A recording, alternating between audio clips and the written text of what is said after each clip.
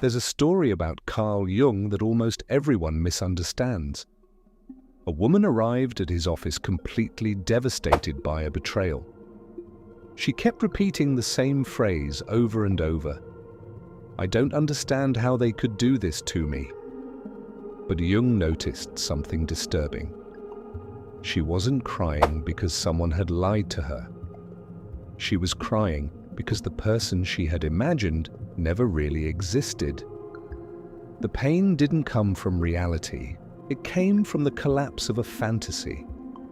And that's what the human mind does silently with all the people it admires, loves, fears, or desires. It fills in the missing parts. You meet someone confident, and your mind assumes that person is loyal. You meet someone attractive, and your mind assumes they are kind. Someone understands you emotionally just once, and suddenly you build an entire personality on top of that person, a personality that was never really there before.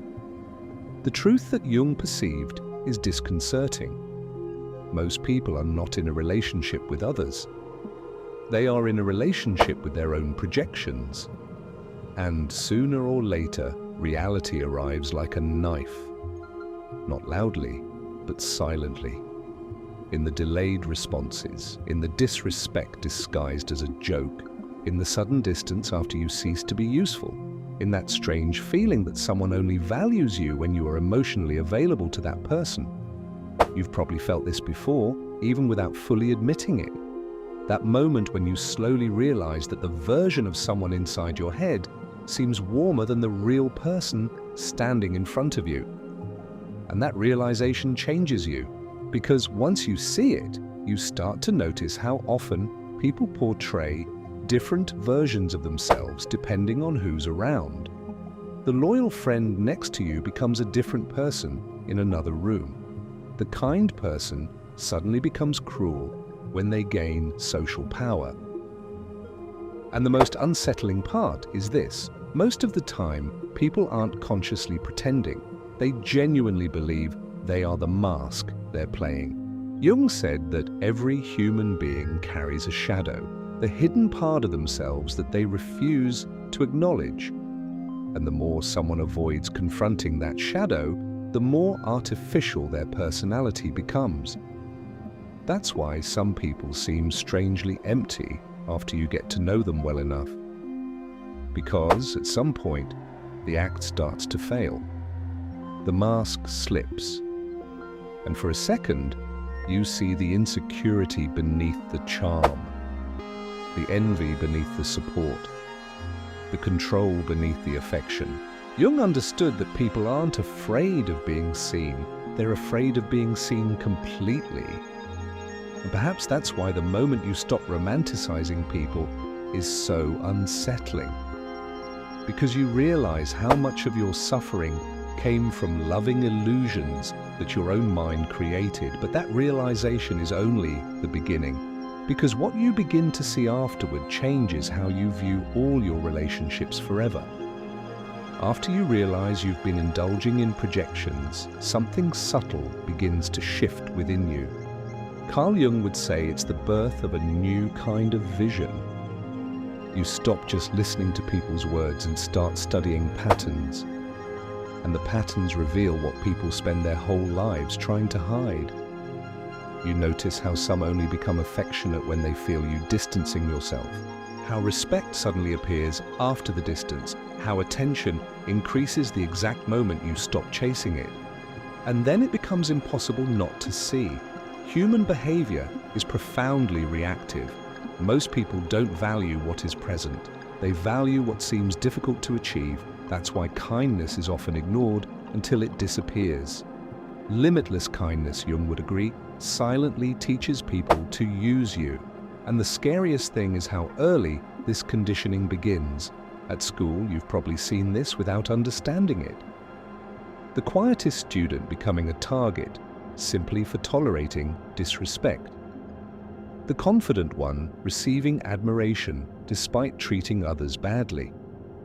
The one who sacrificed for everyone gradually becoming invisible. It's as if human beings unconsciously organize themselves around power, long before morality enters the scene. And here, Jung introduces the concept that makes social life psychologically disturbing: projection. What people reject in themselves, they project onto others. Once you understand this, everything changes. The insecure person accuses others of seeking attention. The dishonest person obsesses over loyalty. The controlling person calls themselves protective. Those most terrified of abandonment often become the ones who most emotionally suffocate others. Everyone reveals themselves sooner or later. Not through confessions, but through repetition. And that's why awareness changes your relationships forever. You stop judging isolated moments and start observing consistent behavior over time.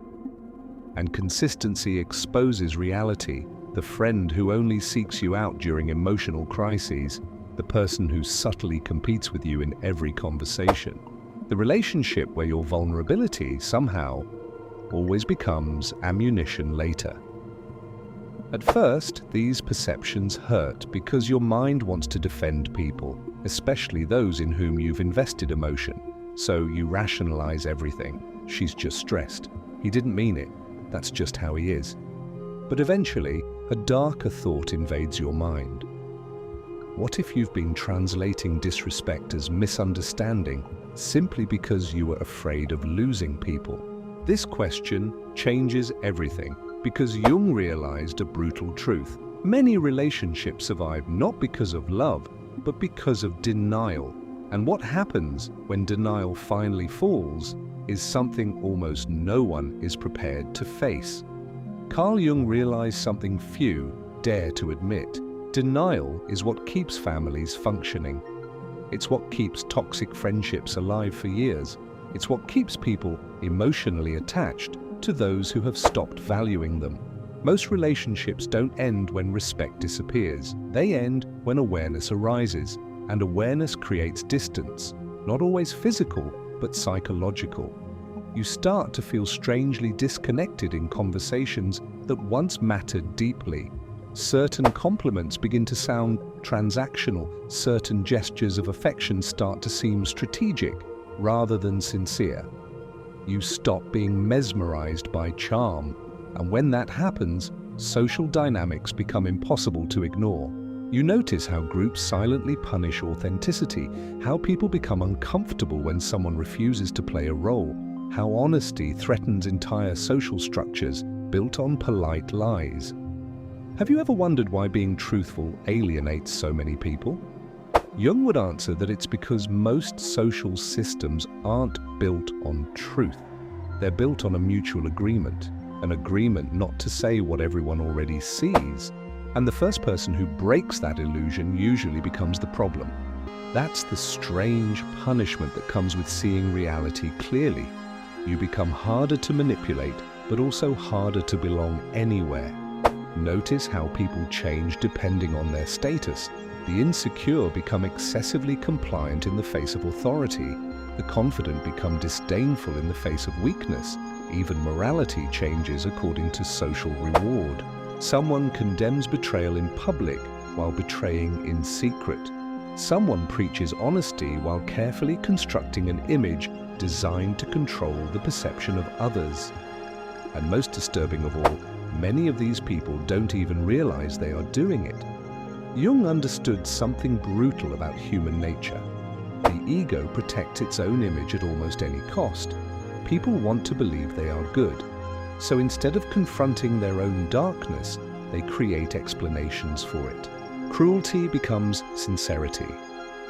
Manipulation becomes love. Control becomes protection. Jealousy becomes concern. The human mind is frighteningly skilled at disguising its own motives, especially from itself. And that's why, Jung would say, some of the most dangerous people aren't the overtly evil ones. They're the ones completely convinced of their own innocence. The friend who constantly belittles you, saying it's for your own good. The partner who makes you feel guilty for needing space. The person who creates emotional chaos and then acts like the wounded victim when you react. They drain your energy while maintaining the image of victims. And here's the point that will change how you see every relationship in your life. Why victimhood, for some people, has become a form of power. Carl Jung realized that victimization itself can become a form of power. And the moment you understand this, your perception of human interaction changes permanently. You stop focusing only on what people say and start asking a surgical question. What emotional outcome does this person want to get from me? This question reveals almost everything. Some people want admiration, some want obedience, some want emotional dependence, and some simply want someone beneath them to temporarily escape their own feelings of inadequacy. People rarely seek connection in such a pure way as they claim. Often they seek regulation, a way to soothe the emptiness they can't face alone. And this is where the illusion of romance also begins to crumble, because many relationships aren't built on love. They're built on unconscious psychological contracts. I'll make you feel valuable if you make me feel desired. I'll save you if you never leave me. I'll admire you if you protect me from loneliness. That's why people change so suddenly once the emotional transaction stops benefiting them. Not because they became different overnight, but because the mask was attached to a condition, and conditions, sooner or later, reveal themselves. And you can see this more clearly after success, failure, or a transformation. Succeed, and hidden envy appears. Show vulnerability, and hidden disrespect comes to the surface. Set boundaries, and a hidden sense of entitlement is revealed. Nothing exposes human nature faster than changing the role people have assigned you. The quiet person becomes confident. The one who always agreed starts saying no. The insecure one begins to heal. And suddenly, those who claim to love you begin to feel uncomfortable. Why? Because in Jung's view, some relationships were unconsciously built around your weakness. People don't always love who you are becoming. Sometimes they love who you used to be when you were easier to control. And this realization doesn't make you hate humanity. It simply removes the fantasy. And once the fantasy disappears, loneliness begins to feel different. Not heavier, but sharper. You start to realize that being surrounded by people and being understood are completely different experiences. Some of the loneliest people have phones full of messages, crowded rooms, relationships, conversations every day, but nobody around them truly sees them beyond usefulness, identity, or expectation. And perhaps you've already felt this without knowing how to describe it. That strange tiredness after socializing, the feeling of being physically present but absent inside. As if you'd spent hours playing a version of yourself that kept everyone comfortable, while your true self remained hidden underneath. Jung said that the greatest burden a child carries is the unlived life of their parents. But this same pattern continues into adulthood, and it is here that he makes the most disturbing revelation of all, the one that separates those who awaken from those who merely become bitter. Carl Jung observed that society rewards masks far too early. Be agreeable, be attractive, be successful, be useful, be emotionally digestible. Gradually, people stop asking themselves who they really are and begin to ask a far more dangerous question. Which version of me is accepted first? And once a person builds their identity around acceptance, authenticity begins to seem like a threat. That's why genuinely self-aware people often make others uncomfortable without even trying. Their presence exposes the act. Someone who no longer desperately seeks validation becomes difficult to control. Someone comfortable with their own solitude becomes difficult to manipulate. Someone who sees through emotional games stops feeding them. And people notice this instantly, even if no one says it aloud. There's a reason some people lose friends after becoming more confident, disciplined, or emotionally independent. Growth shifts the social balance. But here, Jung makes a turn that almost no one expects. Because seeing the darkness in others is only half the journey. The real horror begins when you recognize the same darkness within yourself. And that moment usually arrives in silence. You find yourself secretly pleased by someone else's failure, feeling validated when another person becomes insecure around you, withholding affection to regain control, faking confidence while hiding fear, pretending not to care because caring seems dangerous, and suddenly the image you had of yourself as someone different also begins to crumble. This is the shadow Jung warned about. Not evil, but hidden humanity, the parts of yourself that you separated from your identity because they seemed unacceptable.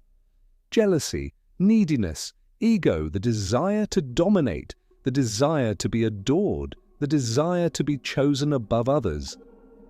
Most people spend their entire lives pretending these impulses don't exist. But Jung warned, repression doesn't destroy the darkness, it buries it alive. And the buried things continue to influence behavior from below. That's why people who seem morally superior are sometimes the most psychologically dangerous. Their shadow has become so denied that it leaks unconsciously through passive aggression, emotional control, judgment, and hidden resentment.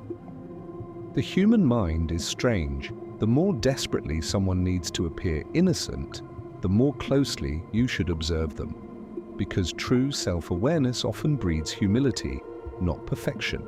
Those who have confronted their own shadow understand what they are capable of under the right conditions, and he understands that morality is far more fragile than society admits.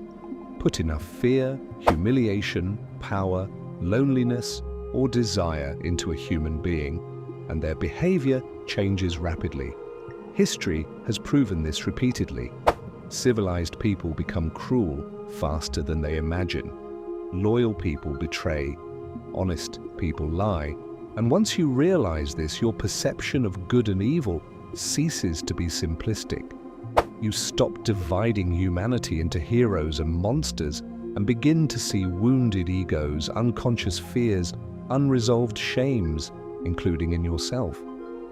And it is precisely here that Jung offers you the only real way out. Carl Jung said something that sums it all up. Until you make the unconscious conscious, it will direct your life, and you will call it fate. Most people never realize how much of their own personality is automatic. They think they've fallen in love, but often they've only repeated childhood attachment patterns. They think they're unlucky with people, but unconsciously they continue to choose the same familiar emotional dynamics. They think everyone is betraying them, but they ignore every warning sign because fantasy seems safer than reality. Humans don't just seek happiness, they seek familiarity, even when it hurts them. That's why some people repeatedly return to toxic relationships and emotionally unavailable partners. The pain feels familiar, and familiarity creates a false sense of psychological comfort. And once you understand this, you stop taking certain behaviors personally. The disrespect, the projections, the manipulation, the emotional instability, much of it was never really about you. You simply triggered unresolved parts within that person that they were desperately trying not to face. Sometimes your confidence reminds someone of their own insecurity. Sometimes your independence threatens someone's control. Sometimes your growth exposes the other's stagnation, and instead of confronting each other, they punish you psychologically, not always openly. Sometimes through subtle distancing, a joke that diminishes your appeal, denied support, those small emotional punishments almost impossible to explain to others, but you feel them, especially when your perception deepens. And this transparency can become isolating if you're not careful, because at some point, a dangerous thought arises. If everyone wears masks, is genuine connection even real? This thought settles in the mind like poison. And some people become cynical after this stage, cold, emotionally unreachable. They convince themselves that trust is weakness and that detachment is intelligence. But Jung believed in something deeper. The goal was never to become naive nor cynical. It was to become conscious, to see human nature clearly without losing one's own humanity in the process. And this balance is much rarer than people imagine, because once you truly see reality, you can never completely go back to the illusion. You begin to understand why some conversations suddenly seem empty, why certain smiles seem rehearsed, why some people only love the parts of you that benefit them. But perhaps the darkest realization is this: the masks were never the problem. The problem was believing they were permanent. Human beings are conflicted, capable of love and manipulation, loyalty and betrayal, compassion and cruelty, sometimes within the same hour. And perhaps maturity begins the moment you stop looking for perfect people and start seeing people as they really are, fragmented, wounded, performing, afraid, including yourself, because the day you stop romanticizing people is also the day you stop needing them to complete the fantasy in your mind. You stop begging for reality to be gentler than it is. And strangely, that's when your vision finally becomes clear.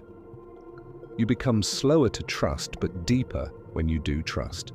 Harder to manipulate, but more honest with yourself. Because now you understand something most people spend their lives avoiding. The greatest danger was never that people could deceive you. It was that your loneliness, your desires, and your projections could deceive you first. If this made you realize something uncomfortable about people, or about yourself, leave a comment with the word "awakened."